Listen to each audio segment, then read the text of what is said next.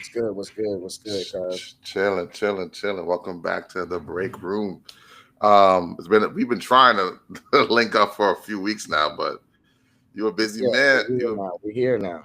You're a busy man. I saw recently you were interviewing this dating coach. What was she? She was a Yeah. She's a relationship and dating expert. Her name is RV a few. RVFU. Um, yeah, y'all can do your Googles. Google her. Black couples. If you're looking for a matchmaker, she's your person. She actually had an event in New York this weekend. No kidding. Yeah, she specializes in black love. She wants to see a black couple together again. So it was a dope conversation. Good luck with that. Well, one thing she's saying is like, you know, social media has us believing that black men don't love black women. Right, I right. mean, so it's a lot of different powers against that. Yeah, So it's funny you mentioned. Yeah, and that was on what platform was that? fan base, fan Fan base. base, right? So log on to fan base and check out that interview. It's funny you I mentioned her because I saw you promote that interview, and just this morning I was reading an article about dating. It's from a woman's perspective. It's from the Guardian. It's from the Guardian, and if the title is "Men seem to make life for women worse." Was the quotation. And I know, right? We're gonna get and I guess the article was like U.S. women. I guess in this article or column, U.S. women share the woes of dating men in 2025. So, like for instance, it's my daughter in the background. So, like for instance, there's one woman named Babbitt. She goes, "I would love to have a partner, but it seems like the men are super low effort, not responding on dating apps, not effectively communicating, not wanting to plan dates. A lot of men seem to actively make life for women worse instead of better. No matter what women say they look for in a relationship, it is completely ignored by men." As a dude, like, have you seen that with your peers or with yourself, or can you understand why a woman would say that? I can understand why a Because woman. I've heard that. I've heard that in person. I've heard that. I can understand why a woman would say that, but that's not all men. It's not all men. These are men that you're matching with on dating apps. I'm 50-50 about dating apps. Why? Um, because I feel like it's just I don't know how to put this, but it's the wrong people on dating apps sometimes. A lot of men use dating apps just to get sex, Right. Um, I feel like some women are on there looking for husbands, which isn't wrong, but it's just like I was talking with the relationship expert. Like we weren't supposed to have access to this many women. Imagine you're just Really? swiping. Yep, I like you. I like you too. I like you too, and you match with these people. Right. You start date that wouldn't have happened in real life with you walking down the street. It's rare that you're gonna see a woman and, hey, how you doing, let me get your number, hey, how you doing, let me get your number, hey, how you doing, let me get your number, like you know I mean, so some dudes, especially like in the city, they'll yeah, so they'll catch sometimes them. we have some wild nights. Some some shooters shoot. Yes, I sometimes you have some wild nights, but Yeah. so social media technology, it made it easier. So I don't know, man. I don't know if you can decipher, if you can filter out who's real and who's fake, then yes, use dating apps. But a lot of women can't. They just take whoever they match with, and, oh, this is the one. Let me take him Right. serious. He wasn't somebody that you were supposed to take serious, though. So Well, for me, I've been married for like 13 years now. Sorry, like I'm parched. But I've been married for 13 years now, so I'm congratulations. lessons. I missed the whole app scene or whatever. So like I have a friend of mine, Ivana, shout out to her. She would every few years she clues me in. This is Bumble, this is that. I'm just like, this is more like a business. This dating thing is more like a It is. business. It is. It is. So And that's another thing we were talking about. They were saying like, you know, black people we're like one of 100 in the dating app. So you're swiping. It's not a lot of black people, and even the black owned apps, they are owned by white people. For example, like BLK. You think that's a black owned dating app? It's not. It's owned by Match.com. White people. You oh know. really? Yeah, man. So it's things like that, man. I mean, I'm not mad if, because listen, this is America. A lot of white folks own a lot of things, so I'm not mad if like a black company is a subsidiary to a white dude, because I feel like eventually, very rarely do we not answer to, you know, white folks, whether they're peers, they're colleagues, whether they're people who are above us in the professional space. So I'm not one of those people who feel like everything I do, everything I touch has to be black owned. Sometimes I'm like, I gotta go to Best Buy. It's one closest to me. It's the thing closest to me. I bite the bullet. So but I do understand the idea, the hyper focus on making sure you know things are stays within the community fiscally, because the more money we rotate with each other, the better we'll grow. I get it, but back to these dating apps or the dating scene, like I said, I was reading this article from the Guardian, and basically it's women sharing their woes. Another person has said, "I'm very disheartened by the shortage of quality men. Men my age are less educated, their social skills are abysmal, and now they're running into the arms of Trump and incel forums." This is Danielle from Tennessee. Have you seen that amongst dudes, like being more Andrew Tate, incel, the manosphere? I'm gonna be more conservative, right wing. I'm going to not go to school or not appreciate education. Have you seen that kind of? Can you see her perspective, Danielle? Yes, see that perspective. I believe I don't know the exact numbers, but I believe it's a fact. Black women are more educated than black men. Right. In a certain age range. Uh, yeah, I do see that. But like, Because I'm look, go ahead, go ahead.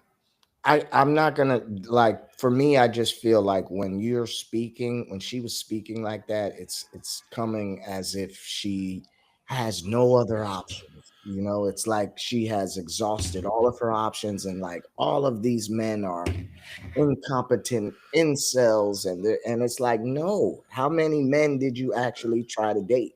Right, Where did you meet them? How did you meet them? right. You know what I mean?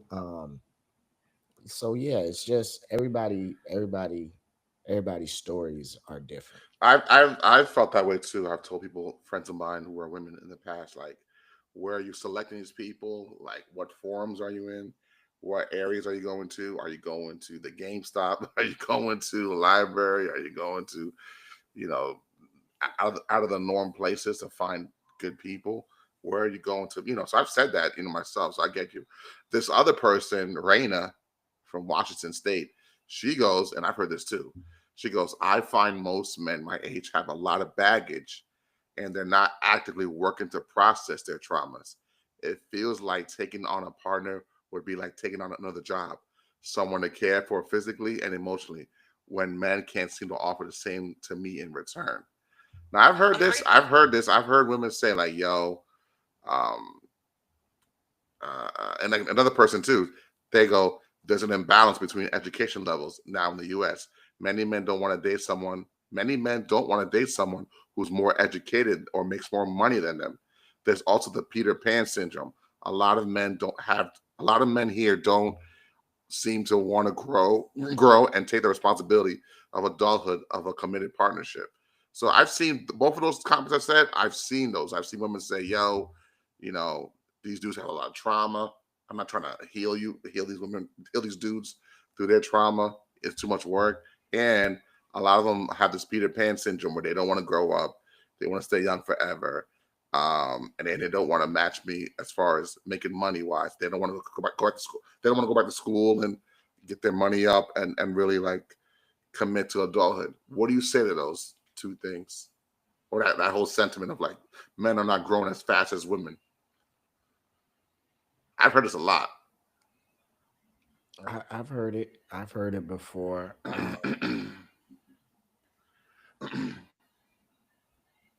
I know it's 10 minutes in. We're going mad deep. No, I feel like I'm gonna just say this: we need each other. we do We need need each. each other. We do need. There is the find your career first, then find your wife. You know, Yeah. but I think it would be better because that's another thing we were speaking about. What? White people, that's what they do.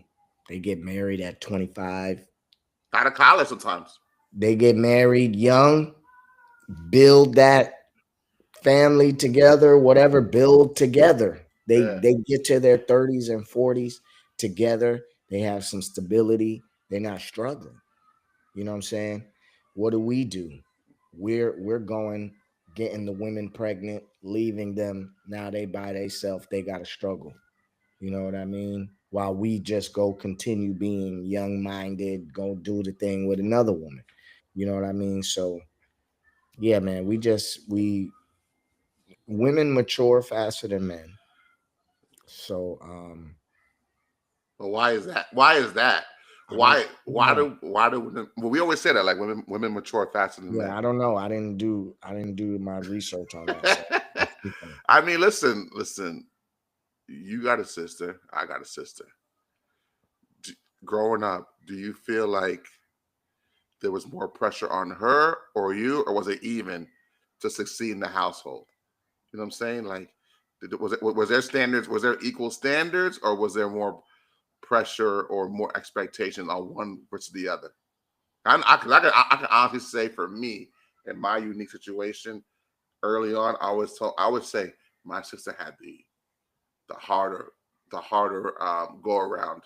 One, she was the oldest, so all the kinks of parenting was like worked out with her first. All the do's and don'ts, all the miscues of an immigrant parent trying to acclimate themselves to the U.S. and what they can get away with, what they can't, how to adjust.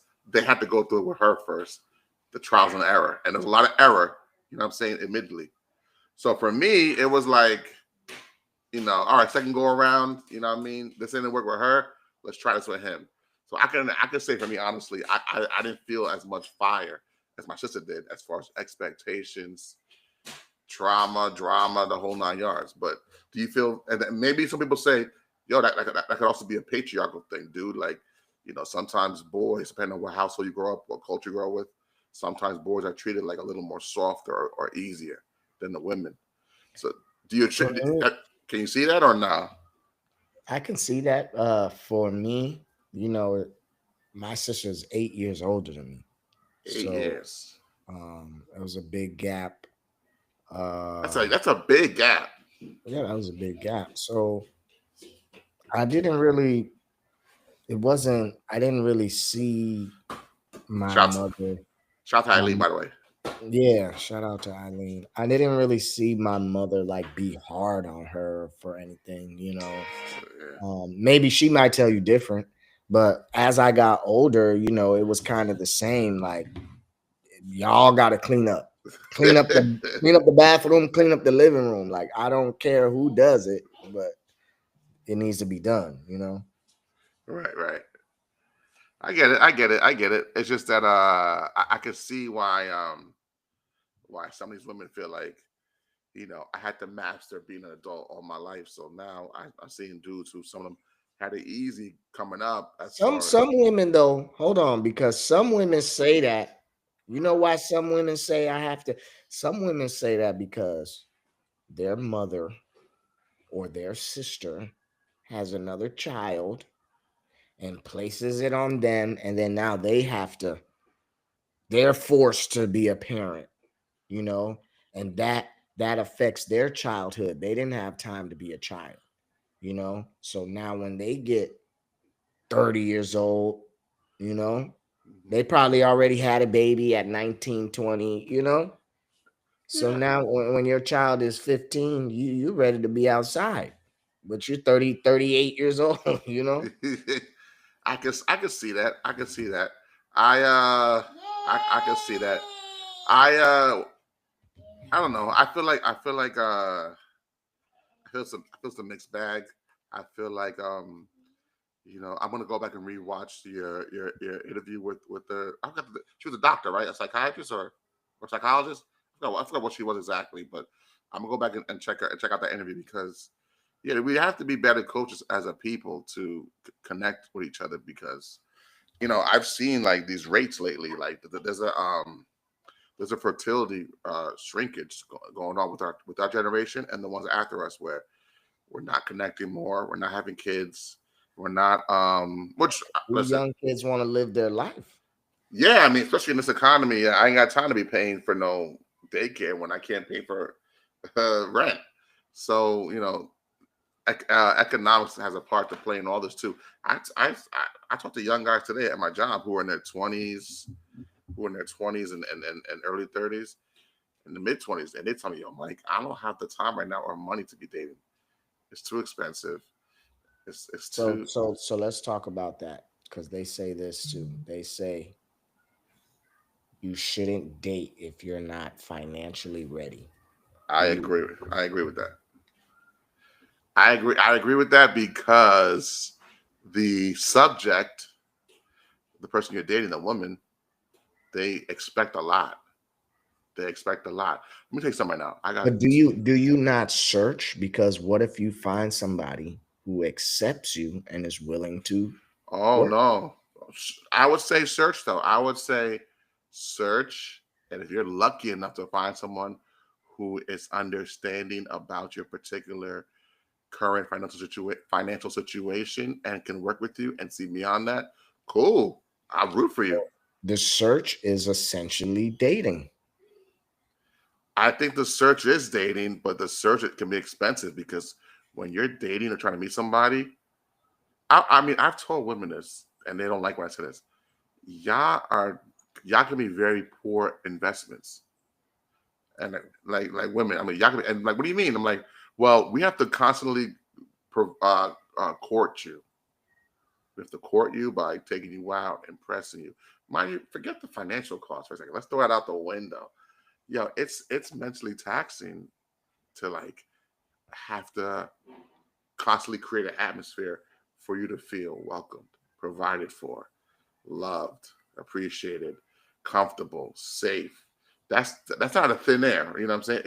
It takes effort. I got to make sure my for lack of better words, my game is strong. My I can articulate myself a certain way to make you feel like okay, he's worth spending time with. So I have to convince you like a good attorney in court. You know what I'm saying? And Mhm. why I'm that dude for you. That's labor. That's mental labor. That's physical labor. That's labor that's unaccounted for. You don't see this labor because it's all abstract or it's not tangible at times, but it's all mental labor that I got to exhaust. Where you just sit the date like, all right, what's next? You know what I'm saying? So there is that aspect. Number one, two, uh, there is a financial aspect, and especially in today's economy, you're asking dudes to search and be the leader in searching for a mate means you have to date multiple women on your dime, and the restaurant bill's not getting cheaper. So, or you know what I'm saying, and that now, fellas, I would also say this is a good time to usually use your brain power to be more creative with how you meet people. They say I saw somebody say this on Instagram. They say choose the date, you choose the rate. Choose the date, you choose the rate. You choose if you choose where the date is, then you know how much you're going to be paying. You can choose, you got to do your research. find some place. Hey, it might be happy hour. It might be 2 for 1. But Well, hopefully, fellas, if you date somebody and or you're talking to somebody first, and you find out after a while that they're really into Mongolian art or something, then you can say, you know what, we could do like a little date where I take it to the museum. If there's a discount, why not? I'll go online, do my Googles, and find out how to make this more cost effective of a date. Take it to museum. We could watch. We could stroll through art and learn things, and then get a quick bite, a handheld bite to eat, like your finger food somewhere close by, and have some coffee and chill. And she'll be filled up by that much because she got what she wanted as a personal interest while talking to you. Like you got to figure out a way to you know finesse it. But men in general are complaining about like I said, the labor, the mental labor, the fiscal labor, and just the idea of I have to impress her. If not, I'm out. And do it continuously because it could be you could do this for like 2, 3 weeks with somebody and find out, oh no, it ain't gonna work. Now reset, you know what I'm saying? And you're still paying bills where a lot of men are now rebelling, like, you know what? Like in the professional world, they have this thing called quiet quitting. People are quiet quitting their job. Like they're at their job, but they're like not working as hard no more. They're pulling back from their tasks and stuff, and they're quietly quitting. Where a lot of men I've seen are quietly quitting dating. Like they're like, you know what? I got my Call of Duty at night. I got my day job. I got, I can roll something up. I can be at the crib. I got my TV stand, my TV dinner. That's all I need. Like I'm not gonna go out to this safari of dating and risk risk hey, and if, risk if risk. if you're happy with that life, good for you, my brother. Yeah. I don't begrudge anybody who does live that life because it's simplified for them, and a lot of men are simple creatures. But um, I don't know. I mean, I've seen women complain like this about like I have two people in my life I'm thinking about right now. Two people in my life, two colleagues. One said to me recently, Mike, why aren't men providers anymore? Why aren't men providers? So what do you mean? And she goes, how come men don't want to provide anymore? I said, what's providing? They don't want to set the scene no more. They don't want to go extra hard and impressing. They don't want to even go out anymore. This a single woman? Yeah. Does she have Um. kids?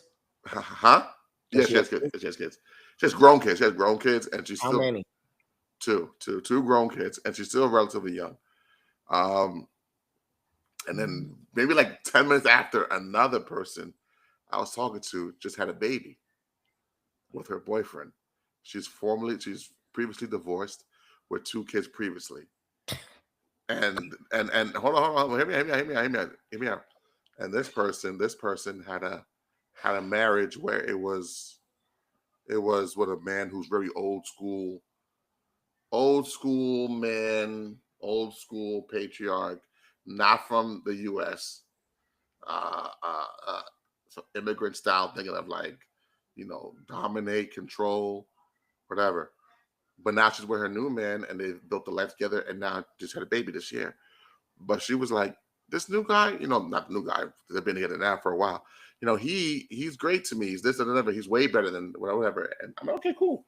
But she was like, what? I said, here it comes. She goes, I do recognize how my ex-husband, he was more of a provider. I said, what you mean? Well, with my ex-husband, I never had to ask for anything. So what you mean? If I said, hey, I need got it. Hey, I need got it. Hey, I need got it. And like he would say, he That's would just all they want. That's all hold they on here. want.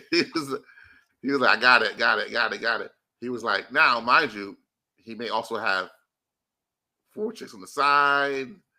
He may He may kind also treat you a little more of controlling, feeling. Oh dominating. yeah, yeah. There He is was going to be stuff that comes with that. but she was like, my new guy, he's a partner. He looks after my two other kids before him, taught them how to ride bikes, all that stuff. But the first few months into a year, he was very frugal with me. I said, what you mean? Well, he had to make sure that I was worth the investment. So he would pull back on getting me certain things, buying me certain things. and it took a long time for me to gain his trust. And I'm like, what's wrong with that? And she's like, I'm just not used to that. And it's uncomfortable. I say, yo, I don't know what y'all want. I The don't. mind that mindset is not good, my brother. It's not. That's not a good mindset. That's a take, take, take. What are you providing him? This man is coming in. Does he have kids? Nah, no, yeah, he has one daughter in Florida. Okay, but he's coming into your life, taking care of your two kids, teaching them how to ride a bike from your failed marriage, and you want him to just be cutting a check to you, without making sure, like, y'all. She was a little more practical than that. Like she got it, like she understood, but it was just Yeah, a but no, you shouldn't even be opening your mouth to say that. You shouldn't be opening your mouth to say that. Like, you're coming with baggage. It's not just you. So I'm providing for you and your children. You know what I mean? Whether it's financially, emotionally, physically, mentally, helping them, homework, ride a bike. Like, that's energy and all that stuff that you were saying. You know what I mean? So this is all investment. That's providing. But on the other hand, though, what are you giving me? It's supposed to be a two-way street. Y'all say men are supposed to be providers. What are y'all gonna give to us? I Sex is not enough. I And all these facts that women are dropping, I'm not even a traditional man. Okay. I'm not a traditional man. I don't expect my woman to be in the kitchen and cook. I do the cooking, I do the cleaning. You know what I mean? I do my own laundry. Women these days, my age, right, 38, 39, they right. barely cook. They can't cook. It's definitely gone down. I would imagine They over the years. cannot, they can't, they're gonna chicken Alfredo you to death. Those are the ones that can cook. Hey man, I fuck with chicken Alfredo. They gonna chicken Alfredo. That's the only meal they can That's make. the go-to. That's all spaghetti. That's my So job. Chicken Alfredo.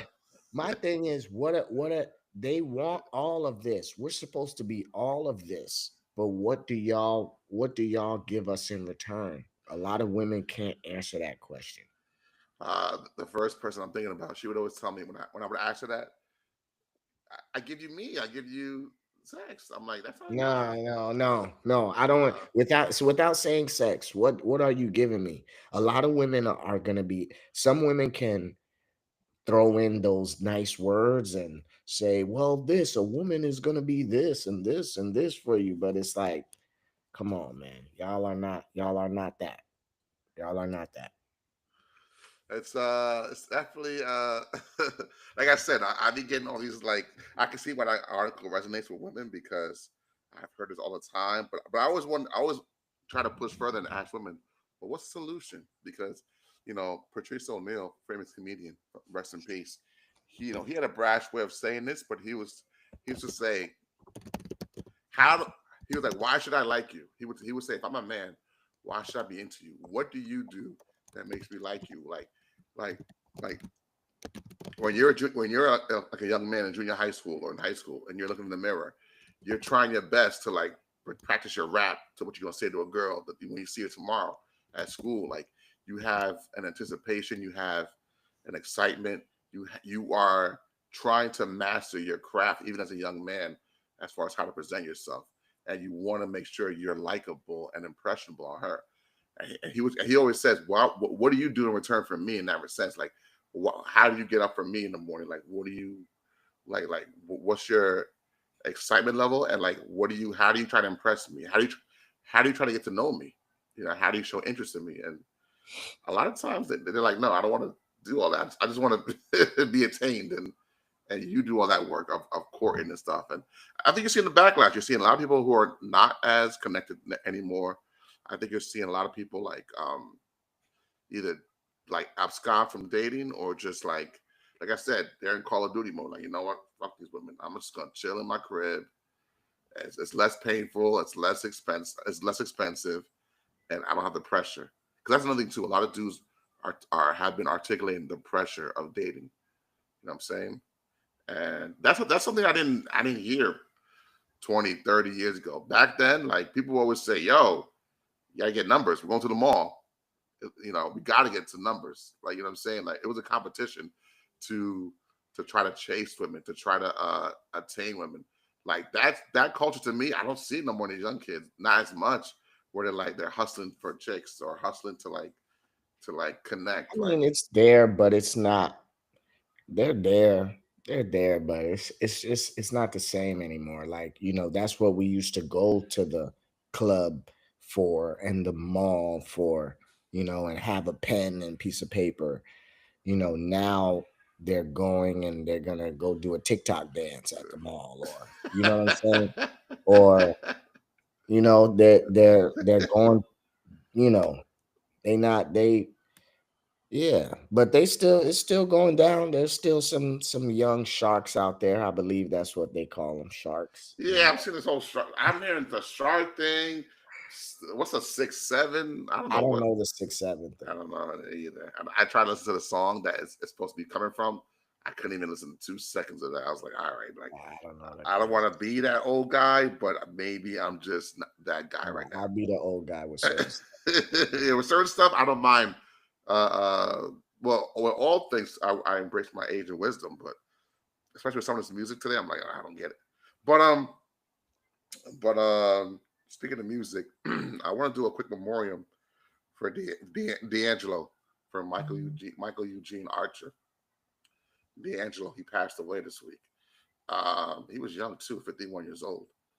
Um, I wanna shout him out, but before I do, back in August, my man, he works in the city at a cancer hospital.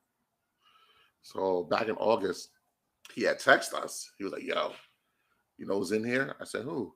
They said D'Angelo. I said, "Really?" He's like, "Yeah." They're keeping it quiet, but D'Angelo's in here and it looks bad. He lost a lot of weight. I said, "Damn, for real."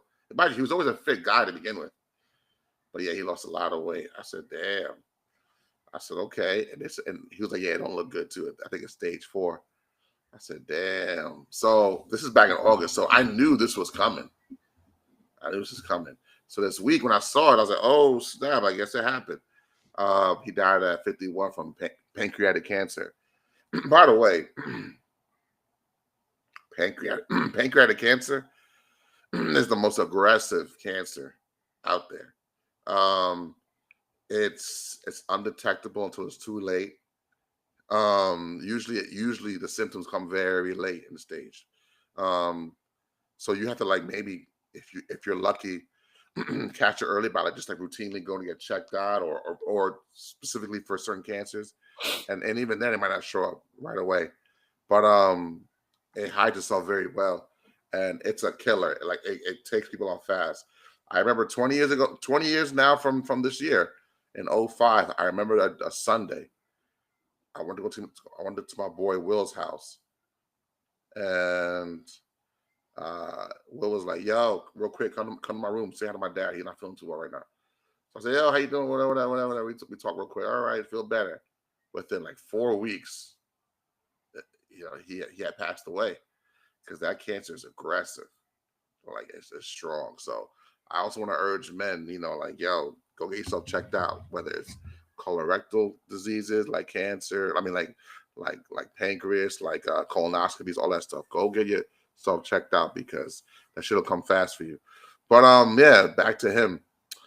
Uh, he passed away, and you know, D'Angelo is one of those like, as Questlove put it, from the Roots, the drummer from the Roots. There's certain black geniuses throughout history who've always had like polarizing trouble. The Dave Chappelle's, Kanye's. There's certain black geniuses who are incredible at what they do, but they just also have like, I don't want to use the word demons, but just like troubles and trauma that they're working through. So D'Angelo's a cat who came out what, '95, I think it's Brown Sugar, the album. But he came out in the mid '90s with his album, and then to me that's my favorite album from him. Great album. Oh yeah, July 3rd, '95. And then he had writer's block afterwards, and then he came back in 2000 with Voodoo, and it was the whole with the whole "How Does It Feel" single with the video, and then in 2014 he dropped the Black Messiah album. So 3 albums in what 30 years. You know what I'm saying? And So let me speak on that. I know somebody who worked with him, and she was telling me that he was always a little special or whatever you want to say. And then when he did the How Does It Feel video, he wasn't ready to be a sex icon. right, right, And she was telling me about there was a time where Madonna had kissed him like unwantingly or something, and that kind of messed with his mental, and he went downhill ever since. really, Yeah, let me see if I can yikes. find it on. Um, yeah, I mean, I know, mind you, that's pretty much that's crazy. You can't be doing that, Madonna. But um, Yeah, it's right here. D'Angelo's 5 surprising revelations from. it's Spin Magazine, spin.com. No, yeah, spin.com. Yeah, She had asked him to sing Happy Birthday at her party. One press report had her sitting on his lap and French kissing him. Jesus Christ. Yeah, I see that. And two sources say that ultimately D rebuffed her advances at another gathering not long after.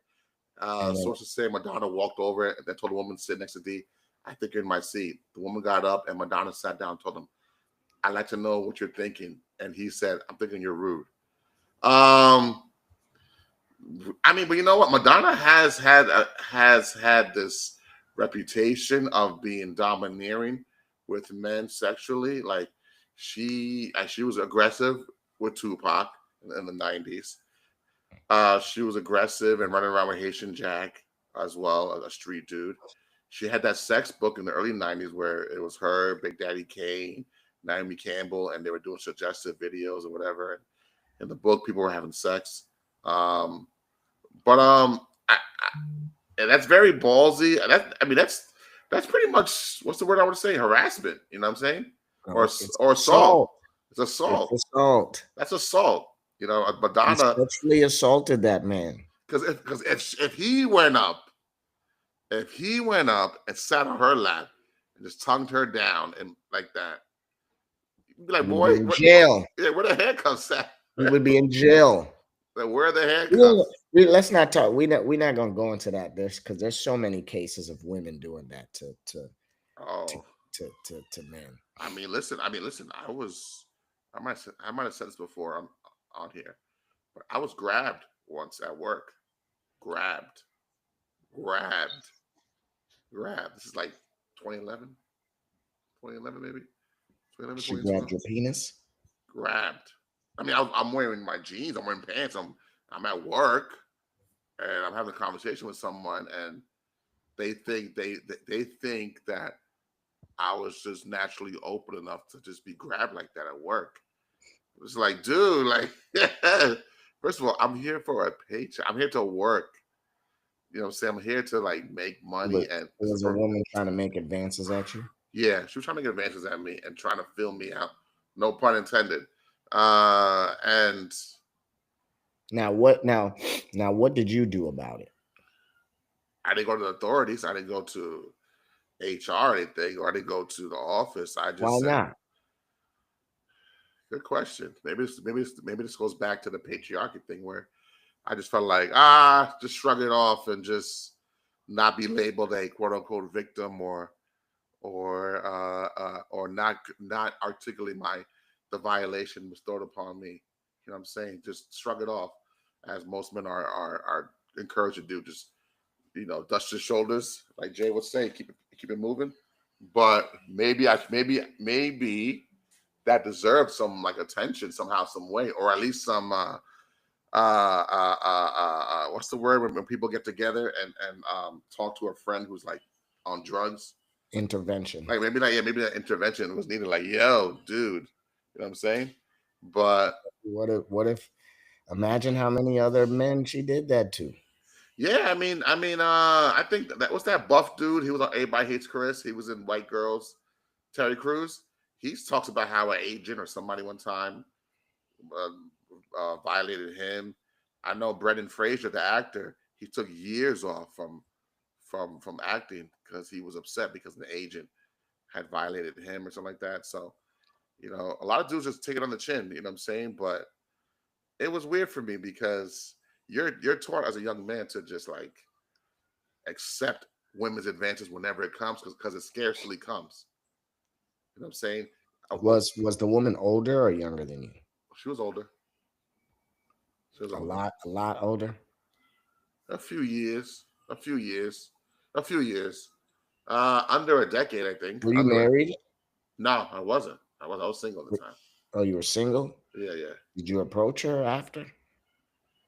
No, not really. We went our separate ways. You know You what I'm didn't saying? call her after work, like, yo, so Nah, I was throwing off too much. I was throwing off too much. I was just like, it's a bad look, man. You're not a lady.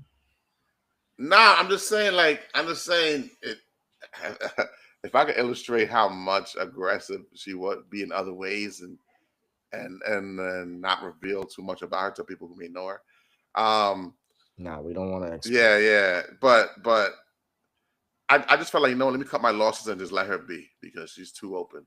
Some people are too open and you're like, you know what, I'm not gonna deal with you.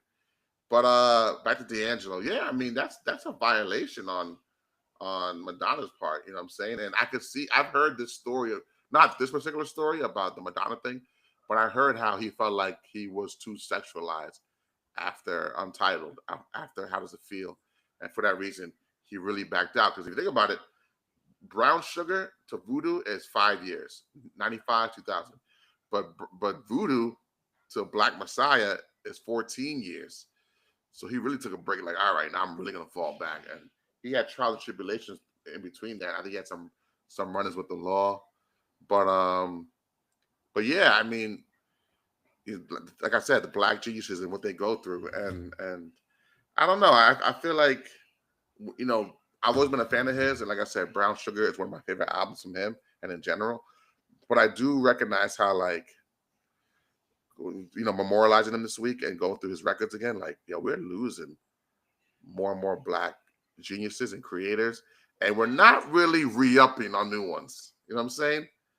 You know what I mean? Like, so like when I was like a kid, growing up, my OGs could tell me, oh yeah, I'm from the 60s where we had Otis Redding and so and so and so and so and so and so. And I'm like, all right, I don't know that era, but we re-upped a generation later for the Princes and Michael Jacksons, where I got stars now. So there's always been a re-up of geniuses. But lately, who is the young who is it? Who's the young geniuses coming up? Or who is like even the big three? They're old. They're pushing 40. No, like I'm when I think of young artists doing it right now, I'm thinking of the La Russells. Right. Shout out to him, the La Russells. I like him.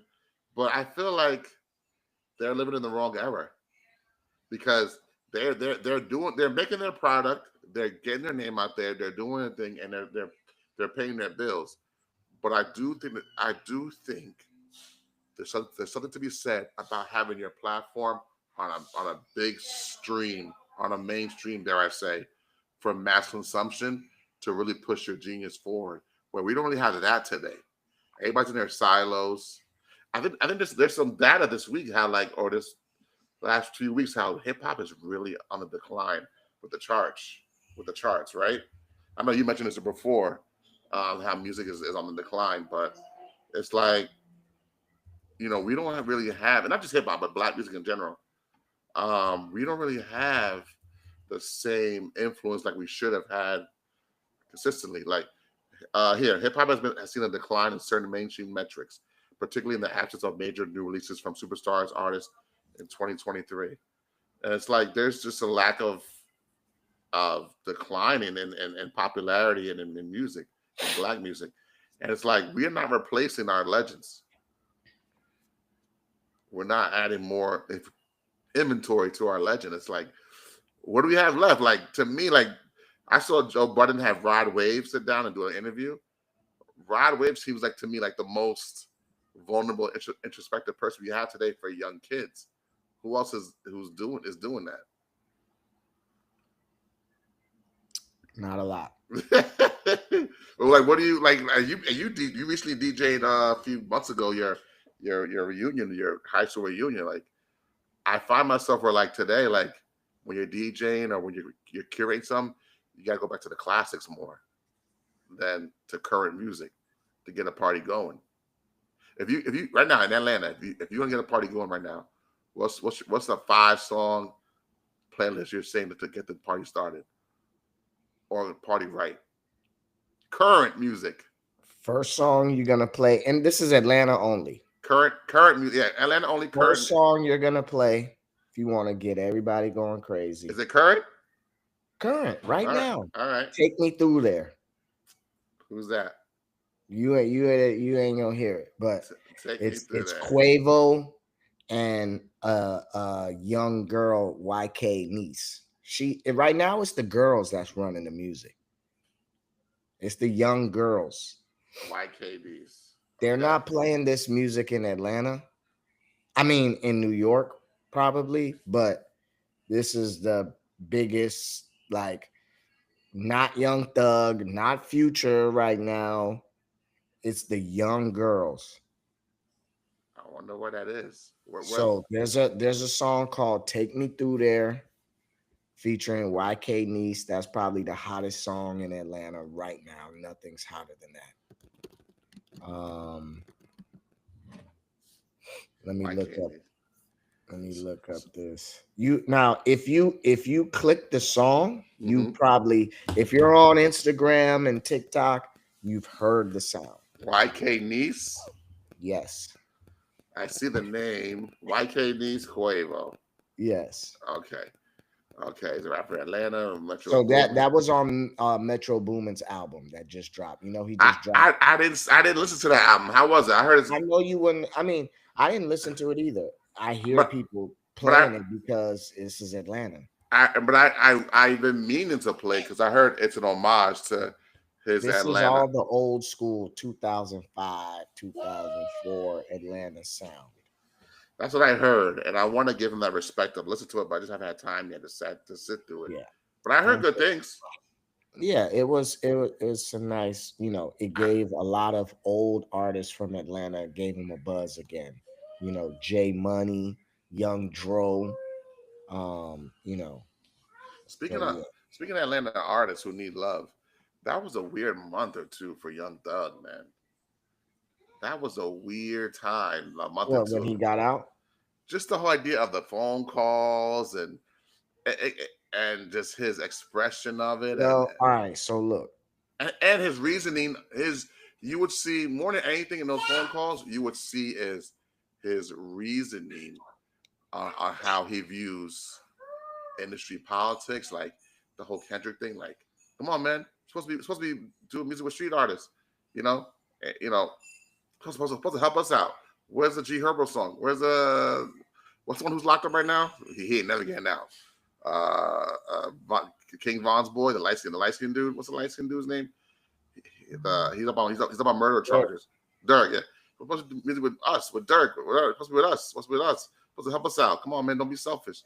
And I'm just like, dog, you're looking at music as a business, which obviously if you make money for something, you should take it seriously business wise. But maybe, just maybe, some people like Kendrick are artists first. And maybe he's not thinking, okay, I'm gonna put Thug on his verse because it'll help him sell. But the song may not feel right. But whatever, it's about money, nigga. It's like there's different approaches to this. And he was trying to say, like, that's why Drake on top, because he take care of people, mind you.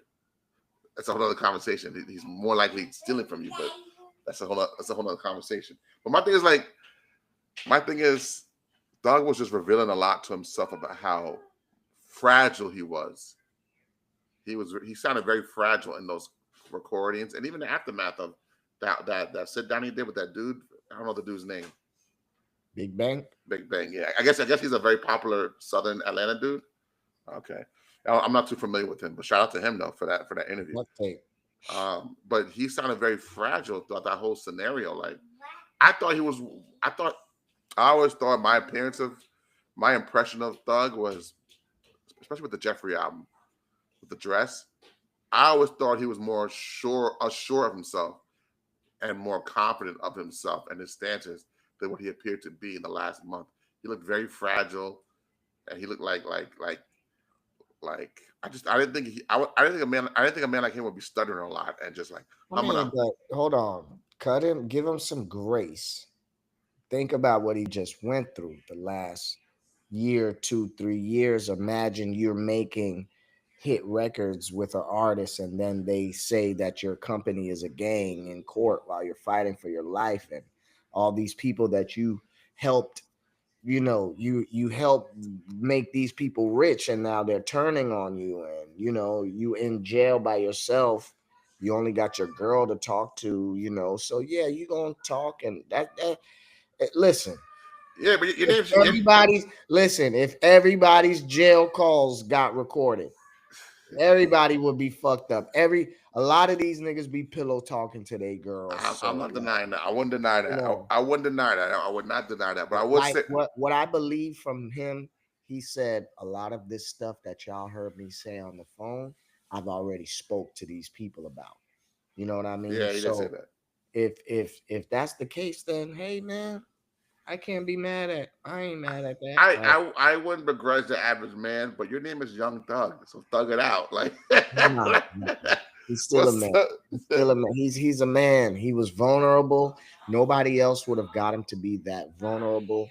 You know, y'all want people to have hearts and be vulnerable, and then when they're vulnerable, y'all be like, "Man, you too soft, man." They're In general, I don't mind that. I don't mind a man like, being no, vulnerable. we hear the gangster side of Thug too much. Like it was a great interview. And it was a weird couple first month or two, but I think he just had to drop the music. The album wasn't the best. I didn't bother to do it. I didn't bother Album to. wasn't the best, but he did a song with Lucci, and Lucci got him on his album. So they have two songs together. They're both great. I like them. I think that was good for Atlanta.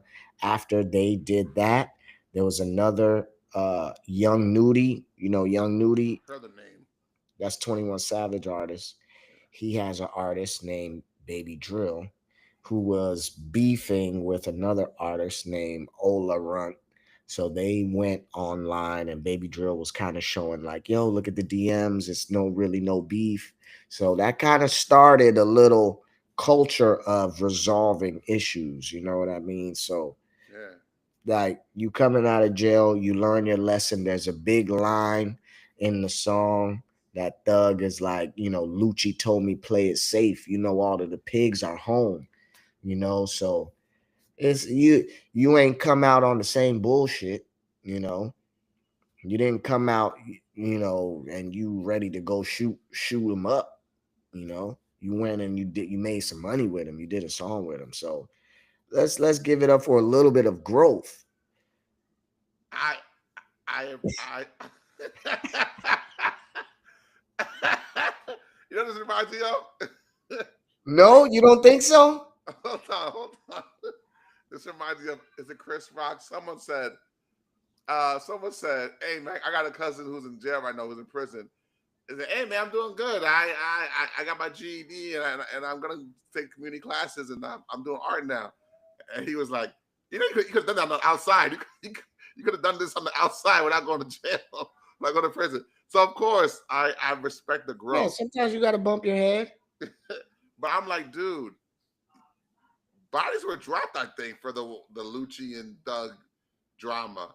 You know what I'm saying? Think about those families. Like That's why there's some counterparts, maybe the Lil Woodies and they're not YSL rocking with it. Mongols.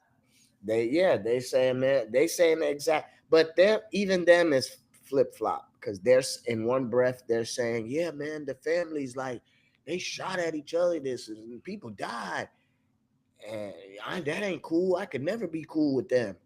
But then you might see him with a post that says, "We love Young Thug." You know what I mean? So it's like, Man, I think growth is what should be strive for it. So it's like, yeah, you want to see people mend fences and build connections and really put their resources and their uh, to better use. And if you want to collaborate, that's good. I also feel like I just feel like it should be a warning sign that Doug should be consistently preaching to people younger than him. Don't be like me. Don't have to bump your head to learn a lesson. You know what I'm saying? Observe what happened to well, I think me. that's what the community service got him on. I just saw him with some kids or something. He went to a school or something like that. So I think part of his sentencing, he has to speak to the kids and things like that. So Good, good, good. Well, yeah. I mean, speaking of people who crash it now, I know you've been telling me like you want to speak about Nicki Minaj crashing now. So I'll give you the floor. What's going on? so y'all know Nicki Minaj was online. She had her another little feud with Cardi B Right, right. recently, and she's just been throwing shots at a lot of people. Jay-Z, Rock Nation, Jay uh, Z, what's the lady name? Des some person. something. The lady there. So a lot of wild stuff was said. She was talking about culture. She called Cardi B's child ugly, Yeah, or she's a wilding, lot of man. lot of shit. Wilding, wilding. Poor taste. Cardi B said that she really suffers from bipolar, I can see that. I mean, I ain't no and doctor, but I can see that. I ain't a doctor either, but she said she has certain hood niggas, blood niggas that hang with Nicki, and they come over there to Cardi and tell her all the tea. Hmm. So that's how she figured that out. But with Nicki, I want to know, Nick, Nicki wants to be the only star. She wants to be the only. She wants to be the biggest female artist. She doesn't want anybody else to have any limelight. Right. So when this was going on, I said, damn, again? Like, she's going back and forth with Cardi again. She's going back and forth with somebody again. Right. So I said, let me go to Chat GPT and look up how many different people she's had feuds with, Right. female artists. Female artist. Right. So I'm just going to go down a little list. So the first one that we all remember, probably the most, Kim. yeah, Kim. But even that is like she's not being honest with herself about that, right? We Who's all she? Who's remember she? Nikki. Right. Nikki is not being honest with that situation. Nikki, let's look at little Kim's album cover. Oh, Iconic, right, right, the right, right, iconic poster. right, Nicki Minaj, you did that after. right. Oh, You did something similar to that after with the lollipop, I believe. one, yes. Two, there was a discrepancy over that. There was a talk up. There was a No, no, I'm bringing that up to say, how could influence. you, exactly, how could you have anything bad to say about Little Kim? Right, right, right, right. You should, He influenced you. right. There should be an There wasn't homage. there wasn't a lot of black female artists like that back Right, in the day. So she was an influence to you. right. How did you take that picture? So you're feuding with Nikki. Um, you know, Kim came out and basically said like you stealing my style, Right, whatever. That was that. right, Which I feel like Nikki, you don't have a leg to stand on with that argument. right, Kim wins that argument. You were influenced by Kim. right. So I'll just say it. You were hating. You were Yeah, hating. yeah. All Hating. right, cool. Remy Ma. Oh yeah. You're beefing with Remy Ma. Oh yes. You're throwing little jabs, and who know? Remy Ma gets out of jail, Yep. and she starts buzzing. Yeah. So you say what you throw your little shots at her. Right. I think I think she dropped. Oh no, yeah, Remy dropped Sheether, Yeah, she did. I remember that day. I remember and that day. she killed her Oh yeah. lyrically. Then Nikki went back with no frauds. I don't remember that. That wasn't that big. But now you hating on Kim because Kim called you out on your bullshit. Now Right. you hating on Remy because she's getting a little bit of shine, Yeah. right? Okay. Then Mariah Carey. Mariah? Mariah Carey. How? They were on American Idol. Oh, they were. Something happened, right? They were on American Idol, and Nikki just could not stand that she was not the only female icon. Mind you, Mariah's like an accomplished. Mariah has done this before you when you was a baby. And She Mariah's was getting plaques. a real vocalist, mind you. Real vocalist selling real records, not streams. Yeah. All right. For decades. But go ahead. Nikki went on to call Mariah bitter. Mariah threw her little shade, but there was really nothing there. You were just mad that you weren't the only icon.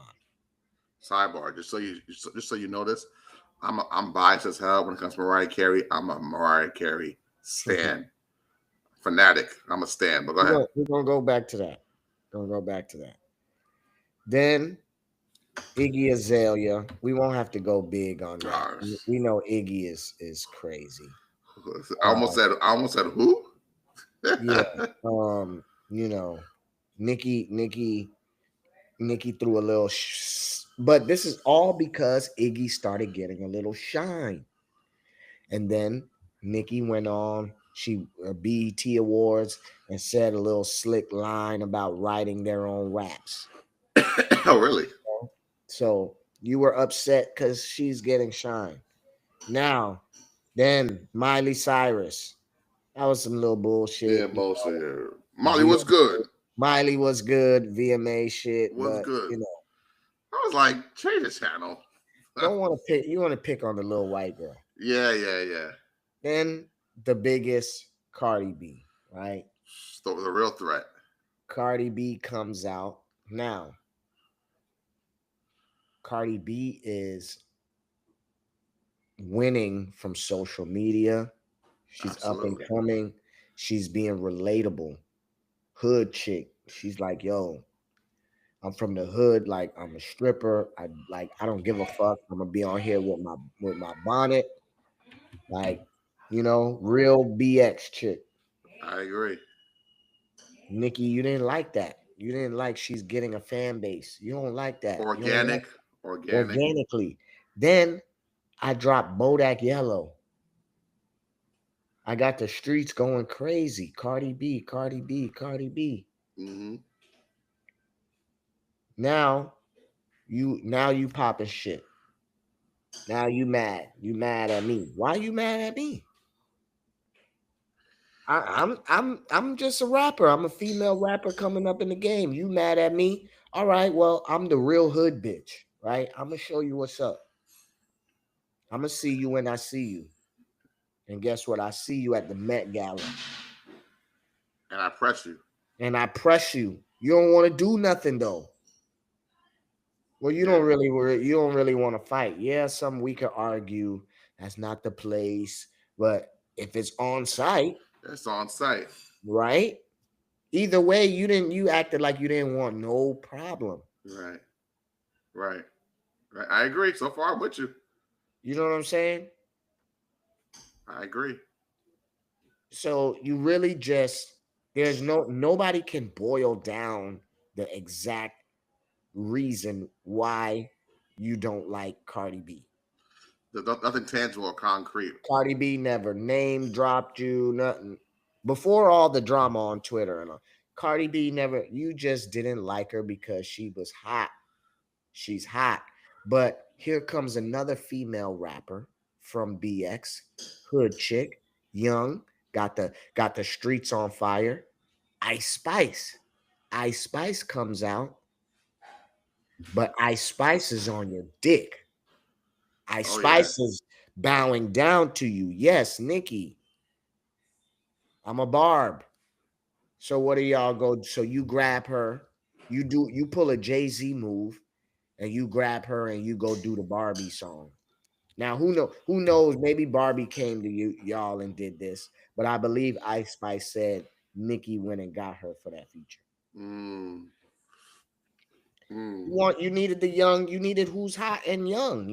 Right, right, right. So you tried to sign her. She was already signed by two people, so she didn't sign to you, and you start throwing shade at her. I didn't even know that. I can't keep up with her scorecard. I didn't even That's know what I'm that. saying. Like it's too much. It's too much. Nikki, you're a hater. I didn't even see what Charlemagne was saying, but I believe Charlemagne gave her donkey of the day Probably. that weekend because it's too much. You've hated on everybody. I believe she said some words to like JT or Something like that. one of them from the City Girls. Like you don't like any female artists. Which is a shame because That's rapping. right, that's rapping. Right. It's a shame because you should be an elder statesman now. You should be Come on, come like, on, you know what I'm saying? Like you should come be on. somebody who's ingratiating people and bringing them in and teaching them the She game. could be But the Drake. She could be the Drake of the females and boost it. Every young woman would want a Nicki Minaj feature. I mean, she should have done that. That's partially how Drake would outlive certain years. You know what I'm saying? By continuing to tap in and have charting success with other people, just be a feature. So, um, like what's his name? What's his name is working a retail job now? What's his name? McConan. I saw it. McConan. Oh yeah, yeah, yeah. He's working a retail job now, but I'm sure Drake on a set will still perform Tuesday verse. You know what I'm saying? So it worked out for him. You know what I'm saying? But so yeah, it's all about how you leverage your influence and status to connect with younger ones and keep pushing. But like to what you're alluding to, it seems like she has this inability to really humble herself and and really like do the work to see how much she's her own detriment right now to her success or to her likability. Me personally, I have a hot take. I think Nicki Minaj is one of the most overrated rappers I've ever heard. I think she's severely overrated. I think when the people say she's the best female MC, I'm like, is she really? No, Is because she really? there are females like Tierra Whack that I will listen to 1,000 times over Nicki. When it She's. comes if I want to hear bars. I take nothing away from her success. She's successful. She is a success to her career for us. What she was able to do. She came in on the right team. You know, she struck the pot. She struck the pot while it was hot, or the iron while it was hot, and she made records that her fan base loves, which I don't really care for. The only Nicki Minaj song I kind of like favor is "Moment for Life," and that's the first album. Everything else you can throw it out, and I wouldn't care. I don't care. Like to me, she's irrelevant to my music taste or choice. But Cardi B just dropped the album, last month, and you saw all this. Horrible sampling, by the way. Imaginary Players, horrible song. I did not like that she chose that song. I did not like that she chose that same flow, cadence. I didn't see the point of it. You know what I'm saying? I didn't see the point of it. I think if you wanted a boom bap rapping song, you could have just like instead of doing a remake, just do something new and original with the Griselda feature or something. You know what I'm saying? That's how you can show the world, hey, I'm tapped in.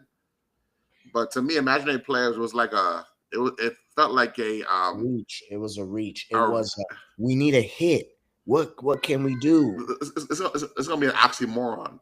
It's gonna be an oxymoron, but it felt like an effortless reach. So like it was a reach, but with no effort. Like it's just Yeah, like, and I'm just like, we didn't need this. People seem to like the album though. People seem to like it. I don't really care for it too much. I didn't Uh, listen to it. Did Kia listen to it? yeah, I think she liked it. I think she did. But I think anything anybody Latino is gonna ride for Cardi. well, she definitely has a song on there that's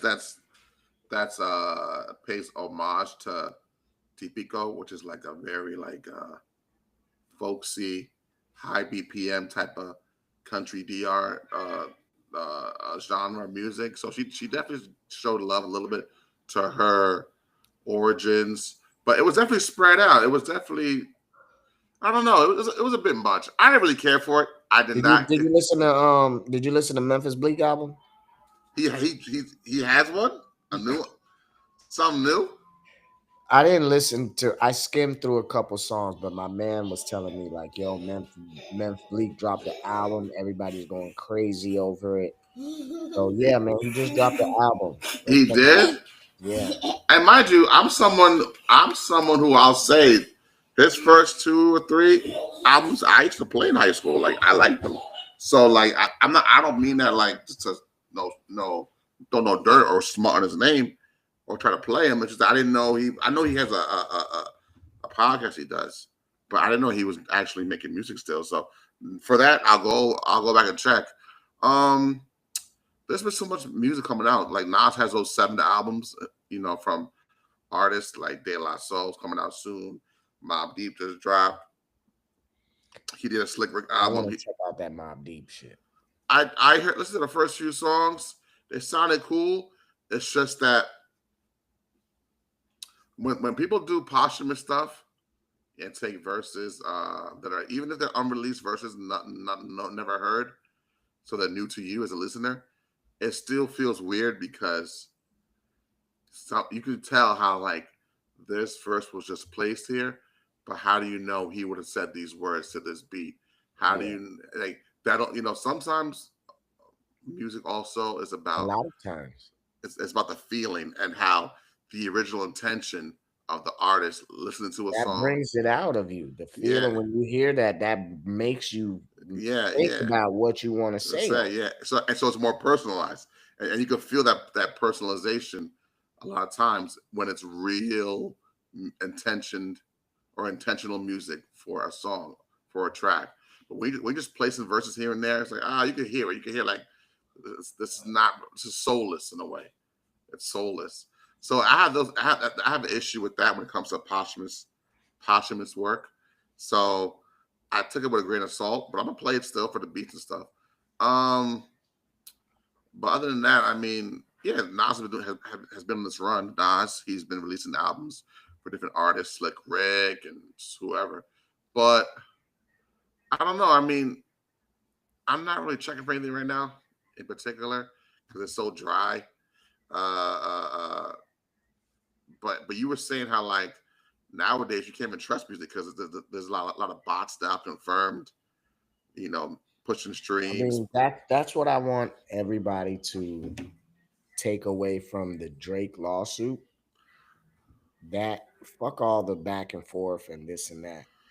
That's what everybody should have taken away from the lawsuit is that it is, The dismissal. it, it is confirmed that artists use bots and purchase bots. Even Young Thug, everybody was focusing on him snitching and blah blah blah. No, he said they purchased a bot pack for Gunna, and that's Yeah, how his album got there. And so that's what everybody needs to understand.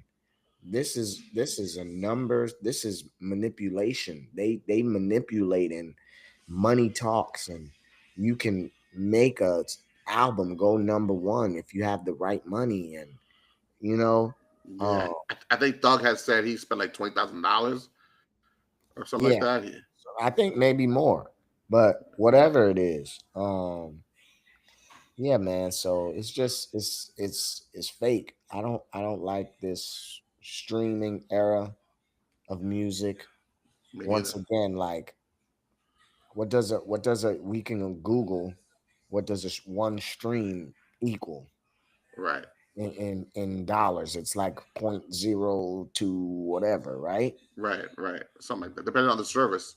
Right? Whether, yeah, But who agreed on that? right. Who agreed on that? Right, Who right, did all the artists agree on that? Because at one point it was CDs where there was an average price where it's going to cost you X amount to print it. So we got to sell it for X amount and artists can get this. And, you know, but now it's not like that. Now it's the streaming stuff and you got to stream like Snoop spoke about it. I forgot how much it was, but sold however much million and only made 40,000 or something yeah. like I remember seeing that quote in that clip. that. Yeah. Um, So yeah. I mean, tangible media is always more valuable to me. Christopher Nolan, the film director, from Batman Begins and Dark Knight to Oppenheimer, etc. He's always preaching that like you should buy your media, buy your films, buy your albums, buy your stuff because once it's gone, it's gone. This past spring, you know, the third of a trilogy, 28 years later, came out, the zombie movie. But for 2 years prior, for years prior, you couldn't watch the original movie from '02, 28 days later, because there was some litigation or some limbo between the distributor and the publisher of that film. So like it was like you couldn't even buy it. I'm sorry, you couldn't stream it anymore. So you had to like really look for an old DVD to buy it. And the DVDs are not in abundance anymore. So it's like people couldn't watch it for a while, but finally with the trilogy coming out, they had to find a way to get it back out to people to refresh their minds. But it's like you're beholden to these companies to like either provide you with content or not, and that's dangerous. That the consumer has lost power as far as when and how they can consume their product. Which is that you? yeah, one second. Yeah. Which is why Hey, I'm doing an interview. I'm doing an interview. I'm gonna call you right back. which is why My bad. now you go. Which is why damn, I was gonna say, which is why I've never fully embraced MP3 file sharing. I grew up off of Napster and later LimeWire and Kazaa and all that stuff, and I would use it when I needed to, but I always still purchase music because I'm like, you need to still purchase products so they still come back to you down the road. If you just stop purchasing a product, that business will close down, and I feel like part of the reason why we have this situation of lack of artistry and lack of black geniuses is because we sold out and we devalued music. You know what I'm saying? We devalued it. Yo, you talk to any young kid today and ask them, "Did you buy that album?" They're like, "You crazy?" Like they don't really have that same connection with treating art like that, treating music as art. So I uh I think we fucked up as a culture and as a community by embracing the first MP3 illegal file sharing, and then streaming. But that's my hot take. That's me. But yeah, real quick, the Drake dismissal. The Drake dismissal is what I'll say. He lost in the streets and in Oh my court. God, yeah. He lost the black way and the white way. Um, I feel like, mind you, he's appealing. I feel like, dude, it was a long shot to begin with because I've always heard from a legal sense it's very hard to it's pretty difficult to prove what's it called? Not slander, Defamation. defamation. It's hard. It's hard. It's a hard thing because especially in the world of art, whether it's There's no writing, way that he could have proven defamation if he didn't lose any deals, ticket sales. And right, he right, went on to sell and do this yeah, concert and all of that. So how can you prove that you defamed him? You didn't defame him. Right. You just got outworked. You just got outworked. That's all that was. And the And court, I forgot exactly what they said, but they basically said like, the metaphorical below, they said something like that. yeah, yeah, like they can't count that as defamation in a rap battle. In a rap battle. And mind you, in the battle, you were egging on certain content to be spoken about, and then lo and behold, here we are. So it's like, you can't have it both ways. You can't say tell that dude to just tell that dude that I talk to young girls, whatever. Well, he did that, or allegedly did that. But I don't know. I just feel like it was a waste of time. I also feel like this is speculation, of course, speculation.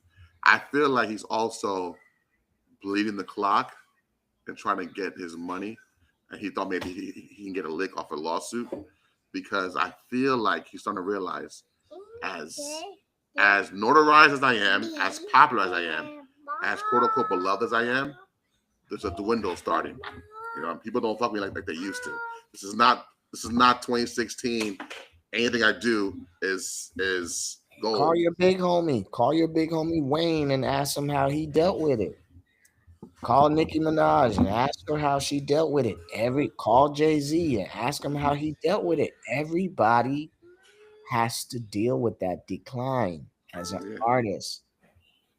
And we see the artists who can deal with it and the artists who cannot. yeah, I agree. I agree. And he seemed like someone who's not coping well with a potential decline. So I don't know. That Do you hear Lil Wayne saying, these young rappers, this young music, he's old like all these other niggas. Do you hear him talking about the young niggas? nah. Or is he jumping on the niggas like Corday's song? You know what I'm Yeah, saying? right. Embracing. Come on, man. Yeah. It's funny. I'm glad you said that, Corday, because if you notice Drake, in the last 10 years, let's go 10 years. He's not getting on those real songs with no real spitters like That's what I'm gonna tell you. Like, people no, haven't noticed that. Like, no. you'll do JB Black Boy. You'll Yeah, do, you know what I yeah, mean? Sexy Red. Yeah. Yeah, Yeet.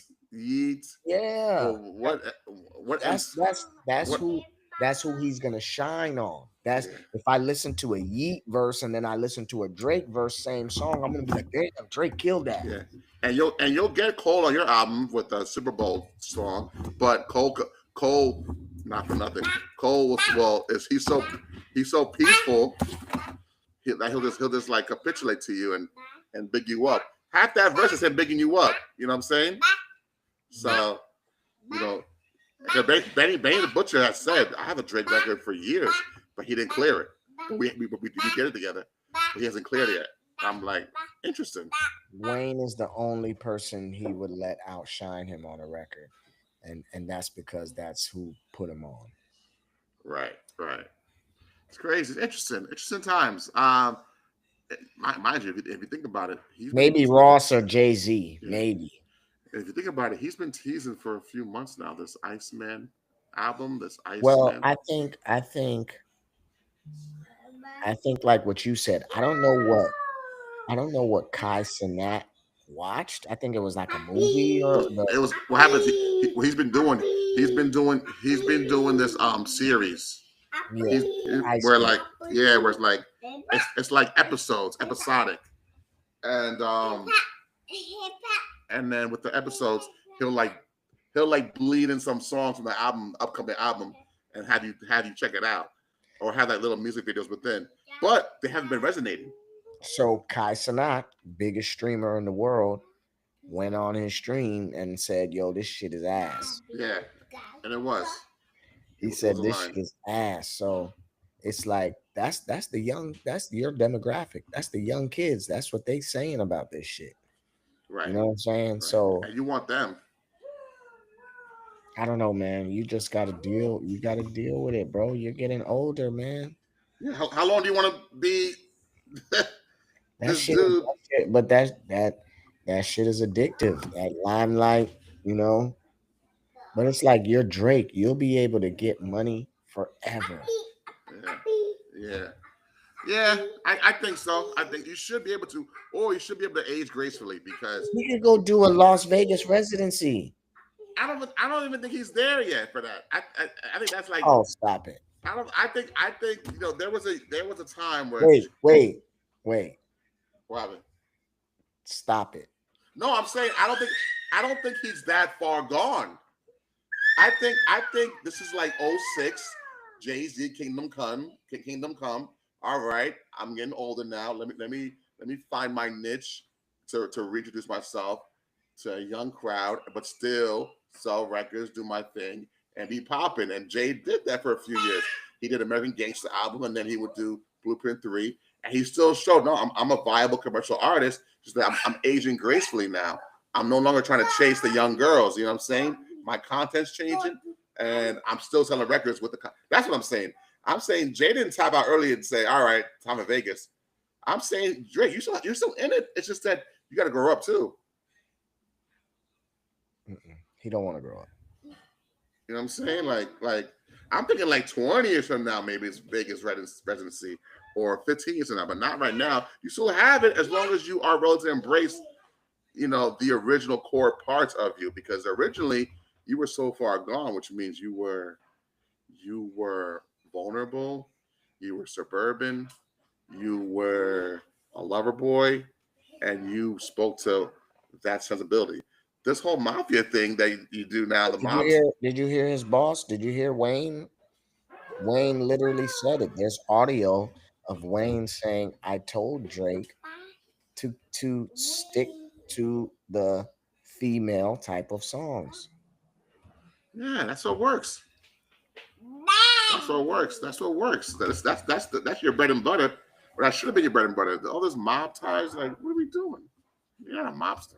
Anyway, he's done with Drake. Drake is just Drake. He's gonna. I think he reached his peak.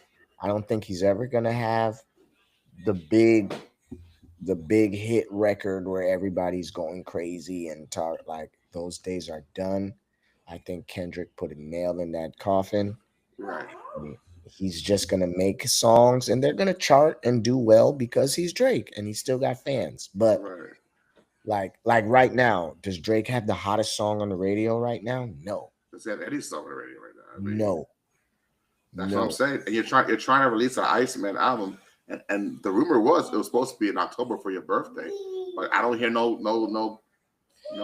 You see the young niggas is doing you hear the young nigga Cash Cobain got shit popping, you go and get on his shit. Right, right. Well, leave these young niggas alone, Drake. Leave Yeah, them yeah, alone. yeah. Like it's not your speed and it's not your type. Leave Like, them alone, you're trying bro. to force it. Leave them alone. Go get your own. Go. Where's the OVO artist? You you you you get destroyed by Kendrick, and then that's your time to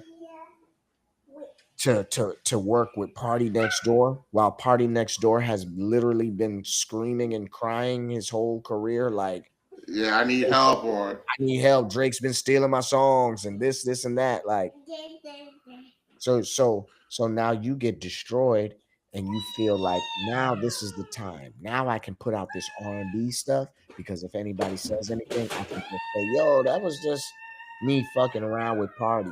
right, right, right. You know what I'm saying? It kind of cheapens the event because it's like you're doing it at gunpoint now. All So right, all right. now are you embracing Party now? Are you with him on I seen him performing. Are you with him? You Or ain't it's like he's back on the shelf. right, right, right. Like here, it was here today, gone today. Where like, Hang it up, Drake. Hang it yeah, up. he needs a real Make break. music, and then he even tried to yeah, it was a lot. What did he say on stage talking about the London? I think Oh, London rap like that was personal. you don't know what demographic that you want to fucking steal or ride on. Like, bro, That's that's car salesman talk. Just like let me just like tap dance for this crowd. I'm here right now, and nigga, that, that's what he do the whole time. Tap I'm, dance for everybody.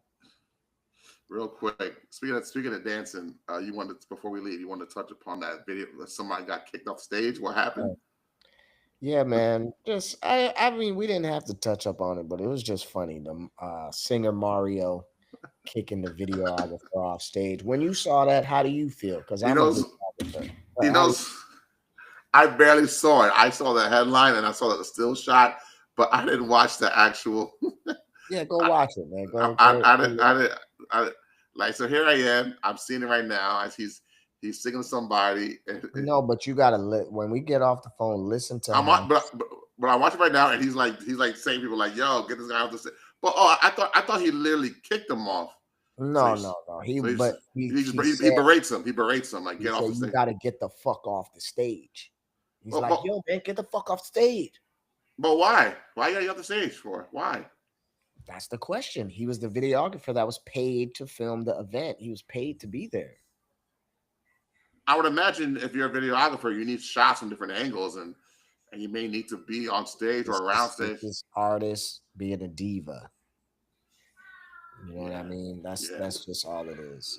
You thinking that you bigger than the fucking program. Like you're Mario. You haven't had a hit in 20 years. Okay? right. Like relax. Relax, humble yourself.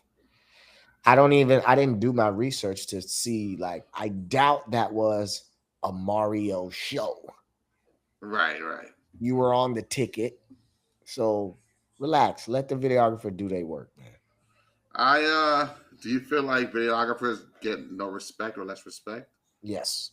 We don't get any respect. How how are you disrespected as a videographer? How are you disrespected as a videographer? People just look at you, you're just the cameraman. They don't look at you as somebody important, which I feel like it's ridiculous in these days where you're going to consume the content that we post. What are you watching on social media? Photos and videos. Who's taking this stuff? Videographers and, Right, and right, right. photographers. So yeah, they don't it's like when you go to an event and we're the people serving the food. Hmm. The people in the black, the waitresses coming to serve you the plates and giving you the hors d'oeuvres and stuff. People look at us like, oh, you're just the help. Like, people look like I'm here to party.